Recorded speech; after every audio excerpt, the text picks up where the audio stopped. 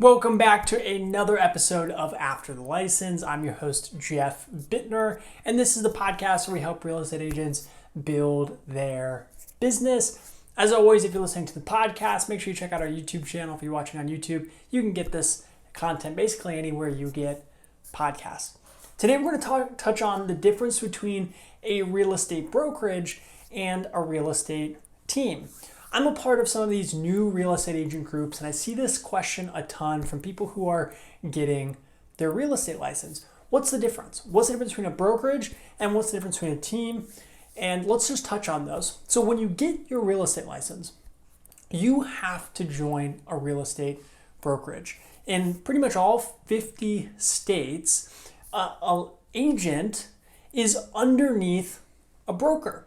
And so the broker is ultimately responsible for your contracts and making sure your contracts are up to date and correct. Now, you're going to have to fill all that stuff out, but they're legally responsible and liable for your actions. They're responsible to make sure you don't make mistakes. And so you have to join a real estate brokerage. And until you get enough experience in your state and take the broker's test, that's just what you have to do. Now, you can become a broker down the line. Again, you can study for those tests and get your broker's license and become a broker and actually manage other agents. But until then, you're going to have to join a brokerage to legally sell real estate. Now, a brokerage is different from a real estate team. A team is underneath a brokerage, so you have to join a real estate brokerage to sell real estate. You don't necessarily have to join a team. In fact, you don't have to join a team. And so what a team is a collection of agents, usually started by one agent, the main agent or the mega agent or the team leader.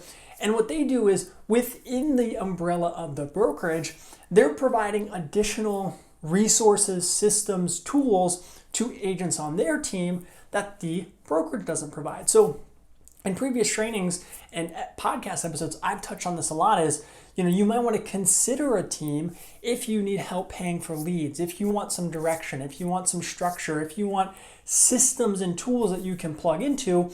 That's usually what teams provide. Now, teams typically take a higher percentage of your commission. You usually have a commission split with your brokerage and a commission split with your team. But in a lot of cases, this isn't necessarily a bad thing because they're providing you education and training, and in a lot of cases, leads and tools and systems. So there's a big difference between your brokerage, which you have to join. You have to have a broker. You have to join a brokerage to sell real estate, and a team, which is optional, but might be a good fit for some folks.